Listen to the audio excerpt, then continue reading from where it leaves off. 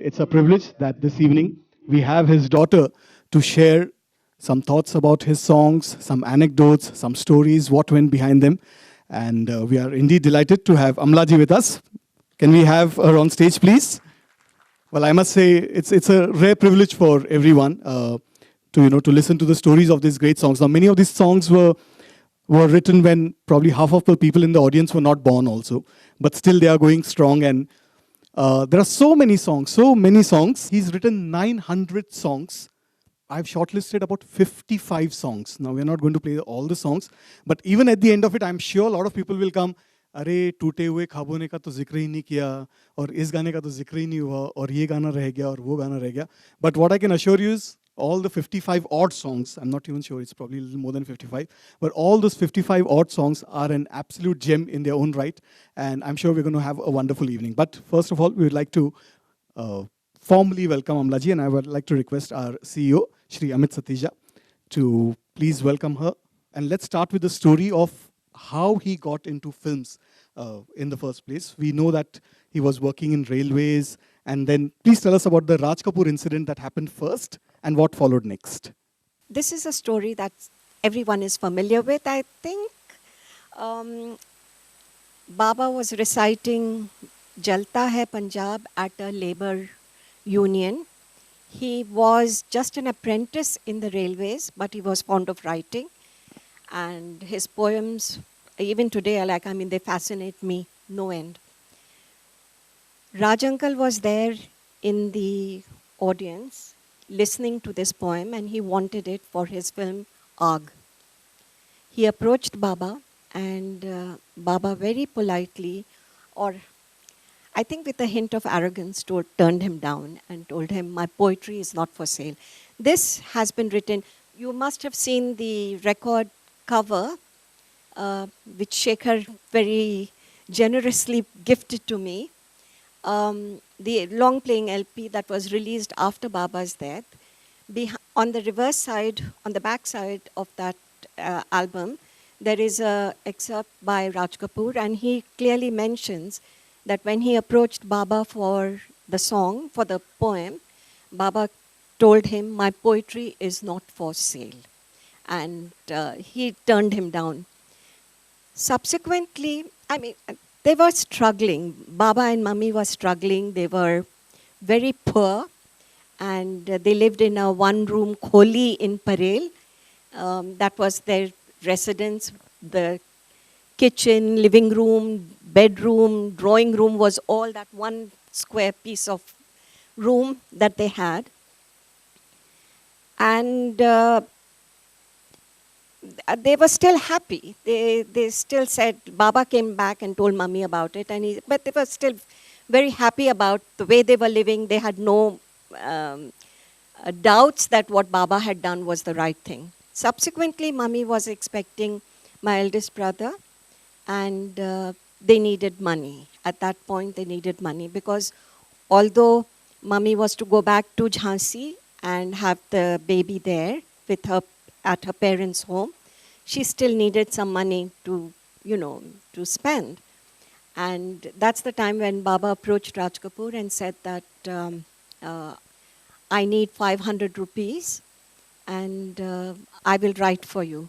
At that time, Raj Uncle has started his film Barsat, and there were only 2 songs remaining. So Raj Uncle told Baba that all the songs are done, but there are these 2 songs that are left. Why don't you give it a shot? And the money is yours. So Baba wrote Barsat mein Humse Mile Tum Sajan Tumse Mile Hum Barsat mein, that song.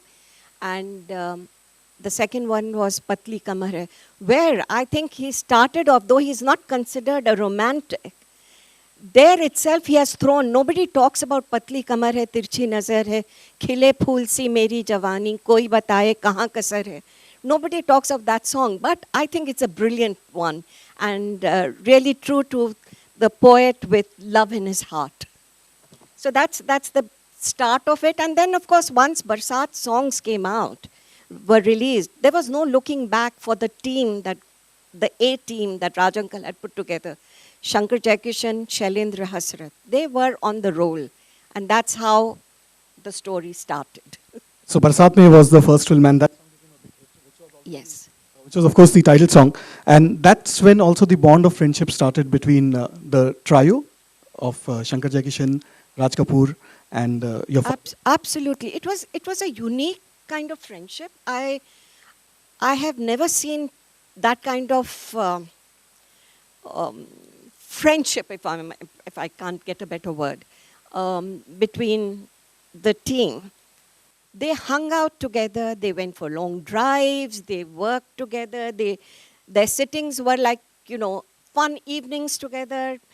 Sometimes going to Armel Colony, sometimes going to Borivali National Park, and that was it. Before that, there's this other interesting story of your father trying to become friends with Shankar Jaikishan, and asking them, for whether there are more opportunities, and apparently they forgot about it, and he wrote them a note which became a song later on in 1962. Not, I don't think that happened at that time, because at that time they were all struggling and they were all new.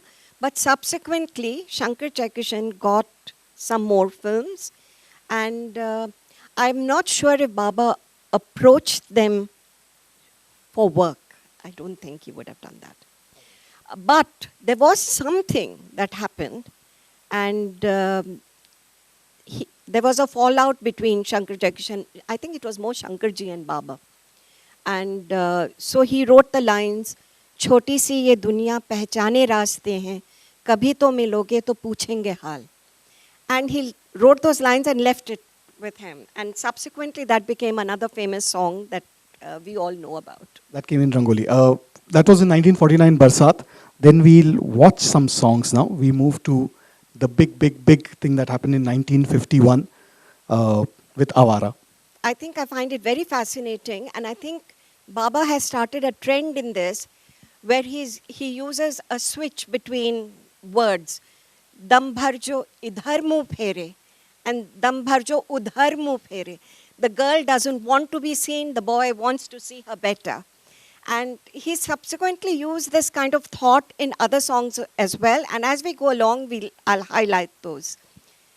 And I think Majru Sultanpuri has used this also in, okay, now it's gone. It's a thought that has, a style that has been used subsequently by other writers as well.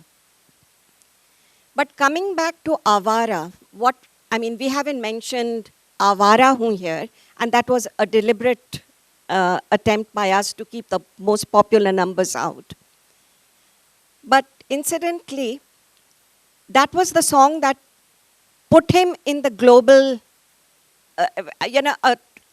put him in the category of a global writer, global lyricist. Alexander Solzhenitsyn, I'm sure you've all heard of him, is a Nobel laureate for literature, Russian. And he won the literature award sometime, I think it was in 67 or 68. And for me, it was a normal thing to do is that, okay, if some writer has won an award, you read the award-winning novel, and then you pick up the subsequent other novels by him. And I stumbled upon a book called The Cancer Ward. And there I was startled when I saw reference to Awara Hoon, where the patients are in the cancer ward, and the nurse comes in after seeing the movie Awara, and she's singing. Of course, the patient is sick and he's tired and he's saying, no, not that song. Everyone is singing that song, please don't hum that one. And I was like so fascinated that Baba's song has been mentioned by Alexander Solzhenitsyn as well. Incidentally, after Baba passed away, there were lots of people, all the famous Bollywood writers, etc., who wrote about him. And Mukesh uncle wrote, Awara tha, gardish mein tha, asman ka tara tha. I just can't get over those lines. To think of Baba as Asman ka tara. Yes, he was. So after Avara, then next was, I mean, the big actors that time were Devanand, Dilip Kumar, and of course Raj Kapoor. He had started his work with Raj Kapoor, but then also came Daag with Dilip Kumar. And there was a famous song, "Ae Mere Dil Kahin Aur Chal." There were two versions of it, right? No, yeah. There was a Sad one. no, there were two versions of male, and then there was a female version as well.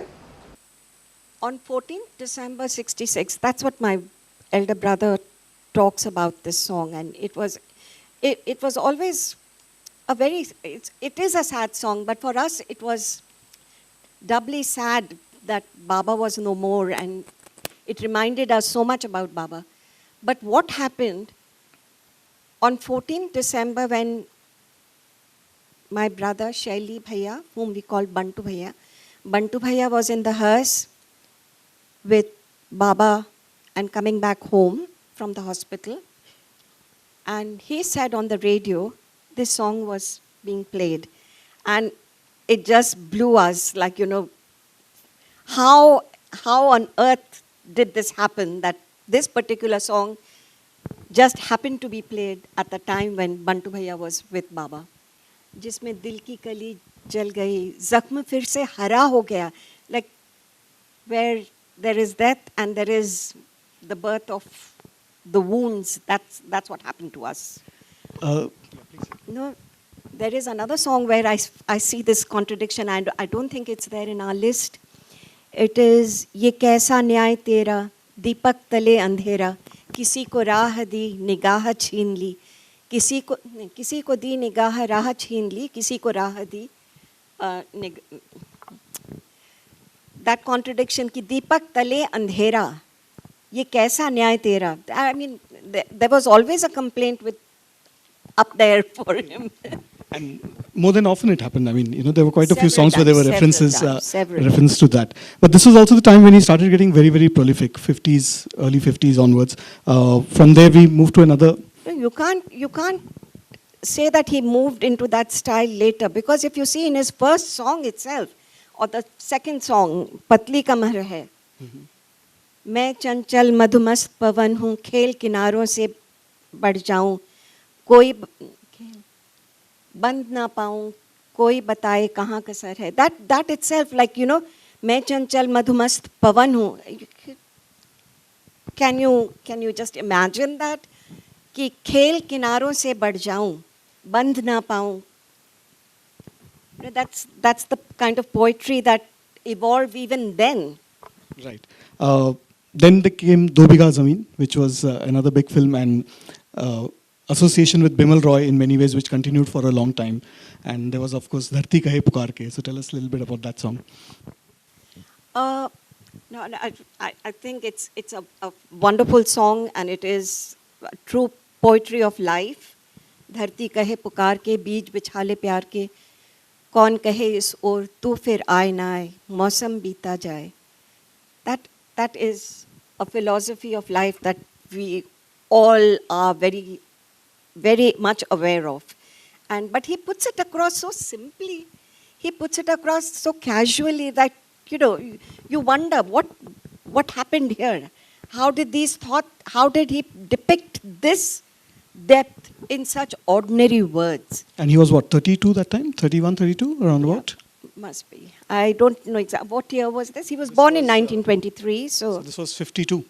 Yeah, so must be, yeah. Dharti Kahe Pukar Ke from Do Bigha Zameen, which was one of those neo-realist films that came out in India. Then, was that the first film with Salil Chaudhary? It was the first film with Salil Chaudhary, which Bimal Roy. And Bimal Roy also, and that association continued for quite a while. And then came another fantastic film, Boot Polish, which had multiple lovely songs. We're going to talk about two of them. One is, of course, Nanne Munne Bacche, which I believe you have an anecdote to share. And there is Chali Kaun Se Desh, which has a very interesting actor in it. Yeah, let's see. Chali Kaun Se Desh. Okay, first tell us about Nanne Munne Bacche first. Okay. Now, after Baba passed away, it was, for me, it was like hanging on to, looking out for, I would say, seeking direction from Baba. He was not there, but I didn't want to accept, I refused to accept the fact that he wasn't there with me. So I would listen to his songs and find a lesson, find a way forward in the lyrics that were, were there before me. And this particular song struck a harsh note in me. भीख में जो मोती मिले लोगे या ना लोगे, जिंदगी के आंसुओं का बोलो क्या करोगे. भीख में जो मोती मिले तो भी हम ना लेंगे, जिंदगी में आंसुओं की माला पहनेंगे. मुश्किलों से लड़ते भिड़ते जीने में मज़ा है. Now I was the first girl child in the family, and my path or my path had been charted that you will study, you will graduate, and you will get married, and you will be a housewife, and that's it, nothing more. And that was set in stone. But once Baba had passed away, I was constantly fighting that thought. And for me, I was determined to stand on my own 2 feet. I was not going to allow anyone to dole out anything to me. I had to earn my own living. I had to be independent, and I did it. And I think Baba inspired me and, in a way, supported me in every way. All right, and first we'll take a look at Nanne Munne Bache and then the interesting actor in that song. Could you all recognize the interesting actor in that? That was, how did that come about? Raj uncle always used Shankar Jagishan, Mukesh uncle, Baba in some scene or the other. Baba comes, in fact, in Shri 420 also as the corrupt man's secretary who speaks Japanese or Chinese on the phone. I think Baba's there as well. And you will see Mukesh uncle in the song which we haven't selected. From Choti Si Ye Zindagani. Yeah, the Tonga Wala. He plays the Tonga Wala. हाँ, छोटी सी ये जिंदगानी है, 4 दिन की जवानी तेरी, गम की कहानी. Right, and after that came, after Boot Polish was another famous film, Seema, which had 2 lovely songs. We're going to play one of them. One was, of course, Tu Pyar Ka Sagar Hai, and the other one was a classical song where you see Lata Mangeshkar at her very, very best. So let's listen to it first, and then if there's any story behind it. Okay. There is no story. I mean, I see. I wish I knew a lot more stories, but I was also but a kid at that time. So whatever has happened, it's whatever I have picked up through my growing up years, I have done that. It's not that I was alert when that happened. But when we talk about these songs, there's one thing that I have observed. I may be wrong, but I think at that time, the music director, the singer, the lyricist, they all came together and they poured their heart into the song. There was no one person or entity bigger than the other. Music director was not bigger than the writer was not bigger than the music director, the singer, and the singer was not bigger than either of the other two. They were all on par, and they lost, I think they put their identities in the song, and that is why the song lives on. They put their soul in the song. Today, if you see, the music is on one side, it goes on one tandem, the singer is on another speed, and the words are, of course, non-existent. So this is why the songs don't live on. I think those songs had something totally different. There was soul in those songs.